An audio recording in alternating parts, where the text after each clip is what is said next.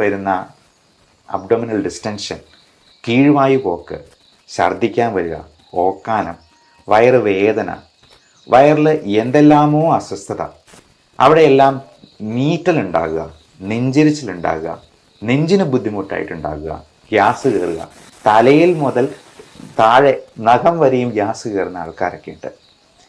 നമുക്കറിയാം, നമുക്ക് പറ്റാത്ത എന്തെങ്കിലും സാധനങ്ങളൊക്കെ ഉള്ളിൽ ചെന്ന് കഴിഞ്ഞിട്ടുണ്ടെങ്കിൽ അതെന്തെല്ലാം റിയാക്ഷൻ ഉണ്ടാക്കും. നമുക്ക് സ്കിന്നിലൊക്കെ ചൊറിഞ്ഞു കടിക്കുമ്പോൾ തന്നെ അതിൻ്റെ ബുദ്ധിമുട്ട് എന്തുമാത്രമുണ്ട്.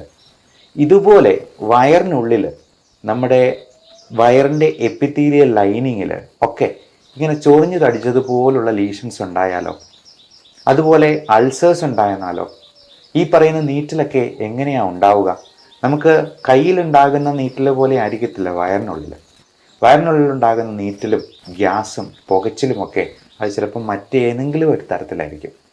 പലപ്പോഴും ulcerative colitis, irritable bowl syndrome, Crohn's disease തുടങ്ങിയ കാര്യങ്ങളൊക്കെ നമ്മളൊരു എൻഡോസ്കോപ്പി ചെയ്ത് നോക്കുമ്പോഴത്തേക്കും ചിലപ്പോൾ കാണാൻ പറ്റും അൾസേഴ്സ് ഇങ്ങനെ നിറഞ്ഞു നിൽക്കുന്നത്. അതിന് ചുറ്റും ഈ ദേഹം ചൊറിഞ്ഞു കളിച്ചിരിക്കുന്നത് പോലെ തന്നെയുള്ള ലീഷൻസ് കാണാം.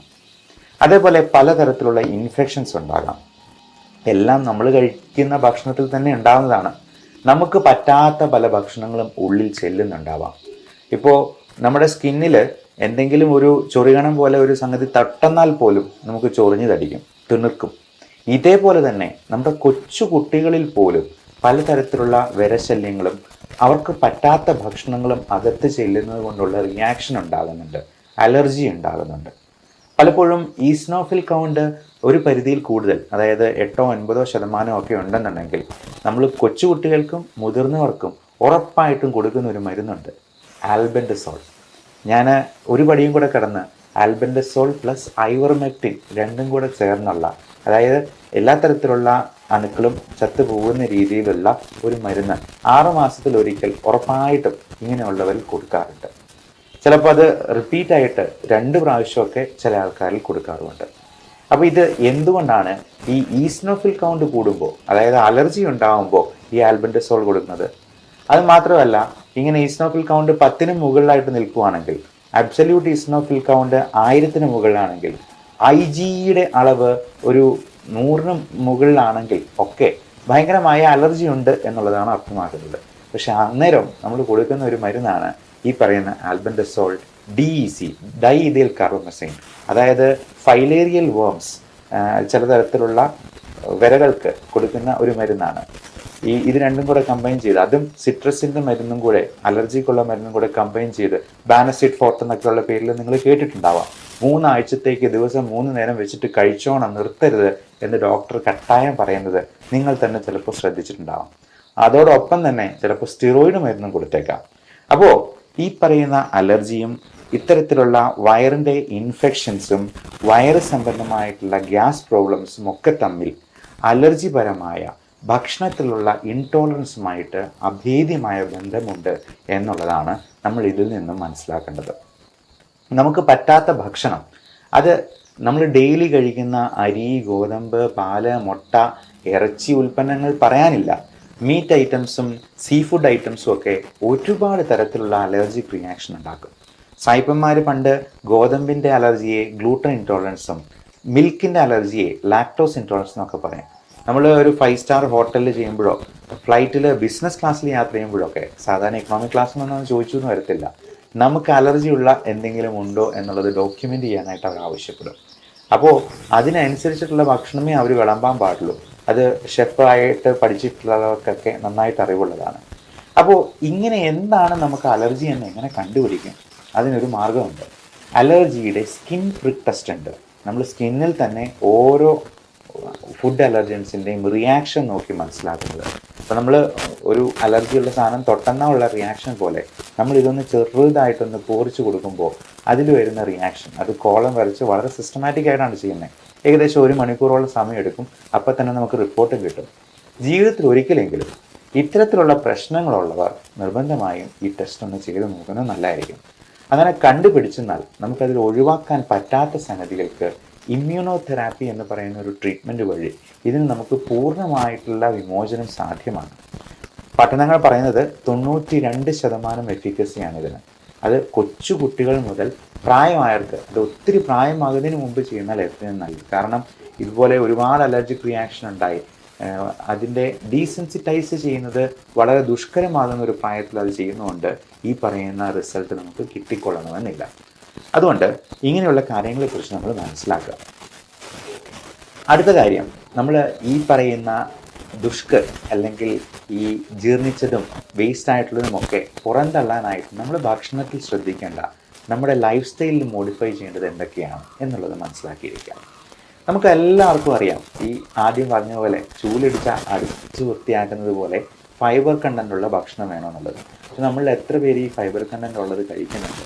നമ്മൾ കഴിക്കുന്ന മധുര പലഹാരങ്ങളും ബേക്കറി സാധനങ്ങളും മൈദ അടങ്ങിയിട്ടുള്ളതും ഈവൻ നമ്മൾ വാങ്ങിക്കുന്ന ഗോതമ്പിൻ്റെ ആട്ടയും അരി ആഹാരങ്ങളും ഒക്കെ വളരെ റിഫൈൻഡായി പോകുന്നു എന്നുള്ളത് നമ്മൾ മനസ്സിലാക്കിയിരിക്കുക. അത് തവിടിൻ്റെ അംശം തീരെ കുറവാണ്. ഇങ്ങനെ ഏറ്റവും റിഫൈൻഡ് ആയിട്ട് വരുന്നത് അരിക്ക് സൗന്ദര്യം കൂടുന്തോറും അതിൻ്റെ ക്വാളിറ്റി കുറഞ്ഞു പോവുകയാണ് ചെയ്യുന്നത്. നമുക്ക് ഈ ഗ്ലൈസിമിക് ഇൻഡെക്സ് ഒത്തിരി കൂട്ടുക. അപ്പം നല്ല വെള്ളരി ചോറ് മാത്രമേ ചില കുട്ടികളൊക്കെ ആണെങ്കിലും കഴിക്കത്തുള്ളൂ. അത് ഇച്ചിരി പൊട്ടും തടിപ്പും ഒക്കെ ആണെന്നുണ്ടെങ്കിൽ വേണ്ടാന്ന് പറയും. ഇപ്പം നമ്മൾ കേരളത്തിൽ നിന്ന് പുറത്തോട്ട് പോയിട്ടുണ്ടെങ്കിൽ എല്ലായിടത്തും വൈറ്റ് റൈസേ ഉള്ളൂ. അവർ ബ്രൗൺ റൈസ് കൊടുക്കുന്ന കഴിക്കുക പോലും ഇല്ല. എന്നാൽ ഏറ്റവും നല്ലത് നല്ല ബ്രൗൺ കളറിലുള്ള, പറ്റുമെങ്കിൽ ചുവന്ന നിറത്തിലിരിക്കുന്ന ചെമ്പാവരിയുടെയൊക്കെ ചോറ് കൊണ്ടുള്ള ഭക്ഷണങ്ങളാണ് എന്നുള്ളത് പ്രത്യേകം മനസ്സിലാക്കുക. നല്ല ചുവന്ന അരി കിട്ടും, അതാണ് ഏറ്റവും തവിടുള്ളത്. അല്ലെങ്കിൽ നല്ല തവിടിൻ്റെ കണ്ടൻ്റുള്ള മില്ലറ്റ്സ് പോലുള്ള, മില്ലറ്റ്സ് തന്നെ പല വെറൈറ്റി അവൈലബിൾ ആണ്. ബേബി മില്ലറ്റ്സ് പോലുള്ള സാധനങ്ങളും ചോളം പോലുള്ള സാധനങ്ങളും ഒക്കെ. അപ്പം അതിൽ എത്രത്തോളം തവിടുണ്ടോ അത്രത്തോളം നല്ലത്. പണ്ടൊക്കെ വീടുകളിൽ മുതിർന്ന കുട്ടികൾ ഇളയ കുട്ടികളോട് തമാശ പറയാണ്, എടാ നിന്നെ തവിട് കൊടുത്ത് വാങ്ങിച്ച കേട്ടോ, നിന്നെ കൊണ്ടൊരു ഉപയോഗമില്ലാണ്. പക്ഷേ ഇനി ഈ ഇളയ കുട്ടികൾക്ക് അവരോട് തിരിച്ചു പറയാം, തവിടിനാണ് ഏറ്റവും കൂടുതൽ പോഷകങ്ങളും ഉള്ളത്, ഏറ്റവും ആരോഗ്യം നമുക്ക് മെച്ചപ്പെടുത്താനായിട്ടും തവിട് അടങ്ങിയ ആഹാരമാണ് നല്ലത് എന്ന് നമുക്ക് തിരിച്ച് പറയാനായിട്ട് ഒരു വാദമുഖമായി. ഇനി ഇതിന് നമുക്ക് ഹോം റെമഡീസിനായിട്ട് എന്തൊക്കെ ചെയ്യാൻ പറ്റും? ഏറ്റവും നല്ല ഒരു ഹോം റെമഡി പറയാം. ഉലുവ എന്ന് പറയുന്ന സാധനം ഉണ്ടല്ലോ, ഈ ഉലുവ മോരും വെള്ളത്തിൽ അരച്ച് ചേർത്തിട്ട് അങ്ങ് കുടിക്കുക. അതുകൊണ്ട് രണ്ടുണ്ട് ഗുണം. ഉലുവ അടങ്ങിയിട്ടുള്ളത് കൊണ്ട് അതിന് നല്ല ഫൈബർ കണ്ടന്റ് ഉണ്ട്, കൂടാതെ അത് ദഹനത്തിന് വളരെയധികം സഹായിക്കുന്നതാണ്. രണ്ട്, ഈ മോരും വെള്ളത്തിന് നല്ല ലാക്റ്റിക് ആസിഡ് ബാസിലസ് ഉണ്ട്. ഈ പ്രീ ആൻഡ് പ്രോബയോട്ടിക്സ് എന്ന് പറയുന്ന കാറ്റഗറിയിലുള്ള കുറച്ച് ഗട്ട് ബാക്ടീരിയ ഉണ്ട്. അതായത് നമ്മുടെ ഇൻഡസ്ട്രിയിലെ നമ്മുടെ സുഹൃത്തുക്കളായിട്ടുള്ള ചില അണുക്കളുണ്ട്. അവന്മാരൊക്കെ പലപ്പോഴും നമ്മുടെ അശ്രദ്ധ കൊണ്ട് ചത്തുപോകുന്നുണ്ട്. പക്ഷേ നമുക്ക് ഇവന്മാരെയൊക്കെ വേണം. കാരണം ഇതെല്ലാം നല്ല രീതിയിൽ പുറന്തള്ളാനായിട്ടും ദഹനം സഹായിക്കാനായിട്ടും ഇവന്മാരെ വേണം. അല്ല എന്നുണ്ടെങ്കിൽ നമ്മൾ ഈ കീഴ്വായു വിടുമ്പോൾ വരുന്നത് എത്രയോ ടോക്സിക് ആയിട്ടുള്ള കെമിക്കൽസും ഗ്യാസും ആണെന്നറിയാമോ? ഹൈഡ്രജൻ സൾഫൈഡ് എന്ന് പറയുന്ന ഗ്യാസാണ് ആ കീഴ്വായു പോകുമ്പോൾ അത്ര ദുസ്സഹമായിട്ടുള്ള ഒരു ദുർഗന്ധം ഉണ്ടാക്കുന്നത്. അതുപോലെ മീഥെയിൻ പോലുള്ള ഗ്യാസുകളും അമോണിയ പോലുള്ള വിഷവാതകങ്ങൾ പോലും പല അസുഖങ്ങളിലും ഉണ്ടായി വരുന്നുണ്ട് എന്നുള്ളത് മനസ്സിലാക്കുക. അപ്പോൾ ഇതിലൊക്കെ ഇപ്പോൾ ഈ അമോണിയ അത് ഒത്തിരി കൂടി കഴിയുമ്പോഴത്തേക്കുമാണ് ഈ ലിവറിൻ്റെ പ്രോബ്ലംസ് ഉള്ളവർക്ക് ബോധക്കേടും ബോധക്ഷയവും ഒക്കെ ഉണ്ടാക്കുന്ന ഹെപ്പാറ്റിക് എൻകെഫലോപ്പതി എന്ന് പറയുന്ന ഒരു കണ്ടീഷനിലോട്ട് പോകാം. ആൾ ബോധം കെട്ടു പോകും. അപ്പോൾ ഈ അമോണിയയുടെ അളവ് ഒത്തിരി ക്രമാതീതമായിട്ട് കൂടുകയും അത് ലിവറിൻ്റെ പ്രശ്നങ്ങൾ കൊണ്ടും ഉണ്ടാകാം, കിഡ്നിയുടെ പ്രശ്നങ്ങൾ കൊണ്ടുണ്ടാകാം, ദഹന സംബന്ധമായിട്ടുള്ള മറ്റ് പ്രശ്നങ്ങൾ കൊണ്ടുണ്ടാകാം, ശ്വാസകോശ സംബന്ധമായ രോഗങ്ങളിലോട്ട് പോലും ഈ GERD പുളിച്ചുതകട്ടൽ, ഗേർഡ് എന്ന് പറയുന്ന ഗ്യാസ്ട്രോ ഈസോഫാജിയൽ റിഫ്ലക്സ് ഡിസീസ്, ചുമ ഉണ്ടാക്കാൻ ഒരു വലിയ കാരണമാണെന്ന് എത്ര പേർക്കറിയാം? പലപ്പോഴും ഈ ചുമ പലയിടത്തും ട്രീറ്റ് ചെയ്തിട്ട് ഒരിക്കലും ഭേദമാകാതെ നമ്മുടെ അടുത്ത് വന്നപ്പോൾ ജസ്റ്റ് ഒരു പാൻഡോപ്രസോൾ ടാബ്ലറ്റ് അല്ലെങ്കിൽ ഒരു ഡോംസ്റ്റാൾ ടാബ്ലറ്റിനെ പോലെ കൂട്ടി ചേർത്ത് കൊടുക്കുമ്പോഴത്തേക്കും ആ ചുമ മാറുന്ന കാണാം. അതുപോലെ കാൽഷ്യം കുറഞ്ഞു പോകുന്നത് കൊണ്ട് ചുമ കുറയാം, മഗ്നീഷ്യം കുറഞ്ഞു പോകുന്നതുകൊണ്ട് ദഹനം പ്രോപ്പർ ആകാതെ വരാം, കോൺസ്റ്റിപ്പേഷൻ ഉണ്ടാകാം എന്നൊക്കെ നമുക്ക് ശരിക്കും അറിവില്ല എന്നുള്ളതാണ് ശരിയായിട്ടുള്ള വസ്തുത. അപ്പോൾ മഗ്നീഷ്യം കണ്ടൻറ്റ് കൂടുതലുള്ള ഭക്ഷണങ്ങൾ കഴിക്കുന്നതിനോടൊപ്പം തന്നെ അതിനെ കുറച്ച് കളയുന്ന സ്ട്രെസ് ഫാക്ടറും സ്മോക്കിങ്ങും പിന്നെ നമ്മുടെ ഭക്ഷണത്തിലുള്ള പലതരത്തിലും ഈ ബെവറേജസ് പോലുള്ള ആൽക്കഹോൾ പോലുള്ള സാധനങ്ങൾ, കോഫി ഒത്തിരി കുടിക്കുന്നതൊക്കെ നമ്മൾ ഈ മഗ്നീഷ്യത്തെ കുറച്ച് കളയേണ്ടിയേക്കും. പലപ്പോഴും ഈ ഉറക്കമില്ലായ്മയൊക്കെ തന്നെ മഗ്നീഷ്യവും കാൽഷ്യവും കുറച്ച് പോകാനായിട്ടും വൈറ്റമിൻ D3യുടെ അളവ് കുറഞ്ഞു പോകാനും ഇത് തന്നെ പലതരത്തിലുള്ള സ്ട്രെസ് ഫാക്ടർ ഇൻഡ്യൂസ്ഡ് ആയിട്ടുള്ള ഗ്യാസ്ട്രൈറ്റിസും ഉണ്ടാക്കും. അപ്പം നമുക്കറിയാം ഈ നമ്മുടെ പിള്ളേർക്കൊക്കെ പരീക്ഷയുടെ പോകുന്ന അന്ന് ദിവസം രാവിലെ ചിലപ്പോൾ വയറ്റൊഴിച്ചിലും ചിലപ്പോൾ കോൺസ്റ്റിപ്പേഷനും ഛർദിയും ഒക്കെ ആകുന്നത് ഈ സ്ട്രെസ് ഇൻഡ്യൂസ്ഡ് ഗ്യാസ്ട്രൈറ്റിസിൻ്റെ ഭാഗമാണ്. അതിൽ നിന്ന് തന്നെ ശ്വാസമുട്ടലും ചുമയും കൂടി ഉണ്ടാകും എന്ന് പറഞ്ഞാൽ അത് എത്ര ഭീകരമായിട്ടുള്ള അവസ്ഥയായിരിക്കും. അതേപോലെ ഈ കീഴ്വായി പോകുന്നത് അത് ശബ്ദത്തോടു കൂടിയോ ശബ്ദമില്ലാതെയോ ഒക്കെ പോയേക്കാം. അതിൽ ഈ ഹൈഡ്രജൻ സൾഫൈഡ് എന്ന് പറയുന്ന ഗ്യാസ്, ഒരു ചീഞ്ഞ മുട്ടയുടെ ഉള്ളിൽ നിന്ന് വരുന്ന ഗ്യാസാണ്.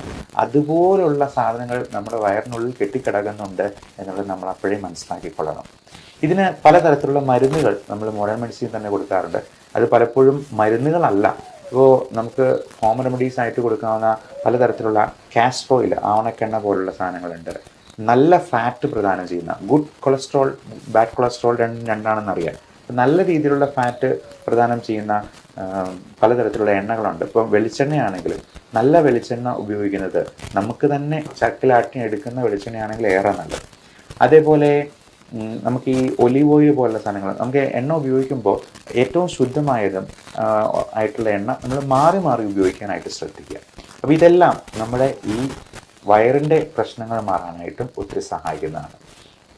അതേപോലെ നല്ല ഫ്രൂട്ട്സ്, അധികം മധുരമില്ലാത്ത കഴിക്കാനായിട്ട് നോക്കുക. അപ്പം മധുരത്തിൽ അടങ്ങിയിരിക്കുന്ന ഫ്രക്ടോസ് എന്ന് പറയുന്ന കണ്ടന്റ് തന്നെ ലിവറിനെ ചിലപ്പോൾ കൂടുതൽ അപകടകരമായിരിക്കാം. അതായത് മധുരമുള്ള പഴങ്ങളായിട്ടുള്ള മാങ്ങപ്പഴത്തിലും ചക്കപ്പഴത്തിലും അതുപോലെ ചെറുപഴത്തിലാണെങ്കിലും ഒരുപാട് ഫ്രക്ടോസ് അടങ്ങിയിട്ടുള്ളതാണെങ്കിൽ അത് ചിലപ്പോൾ ലിവറിൻ്റെ സിറോസിസിലേക്ക് തന്നെ കാരണമാക്കാം എന്നുള്ളത് പ്രത്യേകം മനസ്സിലാക്കുക. ഡയബറ്റിക് ആയിട്ടുള്ള രോഗികൾക്ക് ഇത് കഴിച്ചിരുന്ന ഷുഗർ കൂടുകയും ചെയ്യും. എന്നാൽ നമ്മൾ ഈ കോൺസ്റ്റിപ്പേഷൻ റിലീവ് ചെയ്യാൻ കൊടുക്കുന്ന ലാക്ടുലോസ് എന്ന് പറയുന്നൊരു മരുന്നുണ്ട്. അപ്പോൾ ഈ ലാക്ടുലോസ് ഒരു സിറപ്പായിട്ടാണ് കൊടുക്കുക. ഈ സിറപ്പിന് മധുരമുണ്ടെങ്കിലും അത് ഗ്ലൈസിമിക് ഇൻഡെക്സ് കൂട്ടുന്നതല്ല, അതായത് ഷുഗർ ലെവൽ കൂട്ടാത്ത രീതിയിലുള്ള മരുന്നാണ്. ഇനി അതിൽ നിന്നില്ലെങ്കിൽ പലപ്പോഴും പല എനിമ കൊടുക്കാറുണ്ട്. അത് ഇത്രയേ ഉള്ളൂ, എനിമ ചെയ്യുന്നത് ഇത്രയേ ഉള്ളൂ. നമ്മുടെ കുടലിൻ്റെ ബാക്കി ഭാഗത്തു നിന്നും വെള്ളം സ്വല്പം കൂടി വലിച്ചെടുത്ത് ആ മലത്തിന് സ്വല്പം കൂടി ഹൈഡ്രേഷൻ കൊടുക്കും. അതായത് ഫ്ലൂയിഡുള്ള ഉണങ്ങി വരണ്ടിരിക്കുന്ന മലത്തിന് പകരം കുറച്ചുകൂടി വെള്ളം ചേർത്തിട്ട് അത് പുറത്തേക്ക് പോകാനായിട്ട് കൂടുതൽ സഹായിക്കും. ഇത് വലിയ കെമിക്കലൊന്നുമല്ല നമ്മൾ ഉള്ളിലോട്ട് ഇനിമ വയ്ക്കുമ്പോഴത്തേക്കും കേട്ടുന്നത്. ഇനി അതല്ലെങ്കിൽ സപ്പോസിറ്ററി ആയിട്ടുള്ള മരുന്നുകളുണ്ട്. ഇതിൻ്റെയൊക്കെ ആക്ഷൻ ഇങ്ങനെയാണ്: നമ്മുടെ ബവൽ മൂവ്മെൻറ്റ്സ് കുറച്ചുകൂടി നന്നാക്കുക, അപ്പോൾ ഫൈബർ കണ്ടൻറ്റ് കൂട്ടുക. പലപ്പോഴും ഫൈബർ കണ്ടൻ്റ് ആയിട്ടുള്ള സാധനങ്ങൾ നമ്മൾ പൊടിയായിട്ടോ ഒക്കെ കഴിക്കാനായിട്ട് പറയും. അപ്പോൾ ഇതൊക്കെ ഗുളിക രൂപത്തിൽ ഇരുന്നെന്ന് വെച്ചിട്ട് ഇതൊന്നും വലിയ കെമിക്കലാണ് എന്ന് തെറ്റിദ്ധരിക്കരുത്. പലപ്പോഴും പല ആൾക്കാരും അയ്യോ ഇംഗ്ലീഷ് മരുന്നുകൾ മൊത്തം അപകടമാണ്, മൊത്തം പ്രശ്നങ്ങളുണ്ടാക്കും, സൈഡ് ഇഫക്റ്റ് ഉണ്ടാക്കും എന്നെല്ലാം പറയുന്ന ആൾക്കാരുണ്ട്. പക്ഷേ നമ്മളിത് ഗുളിക രൂപത്തിൽ കഴിക്കുന്നു എന്ന് കരുതി അതിനകത്ത് മൊത്തം കെമിക്കൽസ് ആണെന്ന് ധരിക്കരുത്. ഇതെല്ലാം പലപ്പോഴും പ്ലാന്റ് പ്രോഡക്ട്സിൽ നിന്നുണ്ടാക്കുന്ന മരുന്നുകൾ തന്നെയാണ്. അതെല്ലാം ഈ ഇംഗ്ലീഷ് മരുന്നുകളിൽ അലോപ്പതിയിൽ കൃത്യമായിട്ട് ഡോക്യുമെൻ്റ് ചെയ്ത് വെച്ചിട്ടുണ്ട് എന്ന് മാത്രമേ ഉള്ളൂ. പലപ്പോഴും ആയുർവേദത്തിലും ഈ പറയുന്ന ഗുളിക രൂപത്തിൽ കൊടുക്കാറുണ്ട്, അല്ലെങ്കിൽ സിറപ്പ് രൂപത്തിൽ കൊടുക്കാറുണ്ട്. അപ്പോൾ ഈ ഗുളിക രൂപത്തിൽ കാണുന്ന എല്ലാം കെമിക്കൽസ് ആണ് എന്ന് തെറ്റിദ്ധരിക്കരുത്. ഇപ്പോൾ പ്രകൃതിയിൽ നിന്ന് തന്നെ കിട്ടുന്ന മറ്റ് സാധനങ്ങൾക്ക് അതിനേക്കാൾ സൈഡ് എഫക്റ്റ് ഉണ്ടാവാം. ഈ പുകയില, നേരത്തെ പറഞ്ഞ പോലെ സ്മോക്കിംഗ് ഒരു വലിയ കോസാണ് നമ്മുടെ ദഹന പ്രക്രിയയെ തകിടം മറിക്കാനായിട്ട്. ഈ പുകയില എന്ന് പറയുന്നത് പ്രകൃതിയിൽ നിന്ന് നമ്മൾ നേരിട്ട് കിട്ടുന്നതാണ്. കഞ്ചാവ് അതുപോലെ പ്രകൃതിയിൽ നിന്ന് നേരിട്ട് കിട്ടുന്ന ഒരു ഇലയാണ്. മദ്യമാണെങ്കിൽ പോലും പഴങ്ങളുടെയൊക്കെ സത്ത്, ലാലേട്ടൻ്റെ സിനിമയിൽ പറയുന്ന പോലെ ഈ സ്കോച്ച് വിസ്കി എന്ന് പറയുന്നത് പഴങ്ങളുടെ സത്തൊക്കെ ഊറ്റിയെടുക്കുന്ന നല്ല സാധനമാണ് എന്ന് തെറ്റിദ്ധരിക്കുന്ന കുടിയന്മാരൊക്കെ ഉണ്ട്. അപ്പോൾ ഇതൊക്കെ നമുക്ക് ഒരു സൈഡ് ഇഫക്റ്റും ഉണ്ടാക്കുന്നില്ലേ എന്ന് ചോദിച്ചാൽ തന്നെ അതിനകത്തുള്ള ആ ഒരു മണ്ടത്തരം, ഉദ്ദേശശുദ്ധി ഇല്ലായ്മ നമുക്ക് മനസ്സിലാക്കിയെടുക്കാവുന്നതേ ഉള്ളൂ. അതുപോലെ പലതരത്തിലുള്ള വിഷക്കായകളുണ്ട്. നമ്മുടെ ഭക്ഷണത്തിൽ തന്നെ ഉൾപ്പെടുന്ന പലതും നമുക്ക് അലർജി ഉണ്ടാക്കിയേക്കാം. ഇത്തരത്തിലുള്ള കാര്യങ്ങളെക്കുറിച്ച് നമ്മൾ കൃത്യമായി മനസ്സിലാക്കുക. അതിന് വേണ്ട നടപടികൾ നമ്മുടെ ഭക്ഷണശീലങ്ങളിലും ജീവിതശൈലിയിലും കൈക്കൊള്ളുക. എക്സസൈസ്, വ്യായാമം, നിത്യാഭ്യാസി കല്ല് കഴിച്ചെന്നാലും ദഹിച്ചു പോകും എന്നാണ് പറയപ്പെടുക. അപ്പോൾ നല്ല അധ്വാനമുള്ള, നല്ല എക്സസൈസ് ഉള്ള ഒരാൾക്ക് മാത്രമേ ദഹനവും പ്രോപ്പറാകത്തുള്ളൂ. മിക്കവാറും ഈ പ്രായമായവരൊക്കെ ഫുൾ ടൈം ഉറക്കമാണ്. അവർ കട്ടിലേന്ന് എടുക്കുന്നില്ല, പകലും ഉറക്കം, രാത്രിയിൽ ഉറക്കം. അപ്പോൾ ഇങ്ങനെ 24 മണിക്കൂർ ഉറങ്ങി കഴിഞ്ഞിട്ടുണ്ടെങ്കിൽ അവർക്ക് വയറ് സംബന്ധമായിട്ടുള്ള പ്രശ്നങ്ങളും മറ്റസുഖങ്ങളും ഈ ക്ഷീണം കൂടത്തേ ഉള്ളൂ. ഉറക്കം കൂടിയെന്നാലും പ്രശ്നമാണ്. അതുപോലെ തന്നെയാണ് ഉറക്കം കുറഞ്ഞു പോയെന്നാലും. ഇപ്പോൾ ഉറക്കത്തിന് മരുന്ന് എന്തെങ്കിലും കഴിക്കാൻ ഡോക്ടർ പറയുമ്പോൾ അയ്യോ ഇത് ഭയങ്കര സൈഡ് ഇഫക്റ്റ് ഉള്ളതാണ് എന്ന് പറഞ്ഞ് അവർ ഉറങ്ങാതിരിക്കും. അവസാനം അവരുടെ സ്ട്രെസ് ഫാക്ടർ തന്നെ ബാക്കിയുള്ള എല്ലാ അസുഖങ്ങളിലോട്ടും വഴിതെളിക്കും. അത് തന്നെ അവരുടെ അന്ത്യത്തിന് വരെ കാരണമാകുന്ന ഒരു അവസ്ഥ പലപ്പോഴും കാണാറുണ്ട്. അപ്പോൾ ഇങ്ങനെയുള്ള കാര്യങ്ങളെക്കുറിച്ച് നിങ്ങളുടെ പ്രിയപ്പെട്ടവരോട് ഷെയർ ചെയ്ത് കൊടുക്കുക. Love and regards doctor Bipin Jose, Pulma medical centre, Pala Kanjirappally.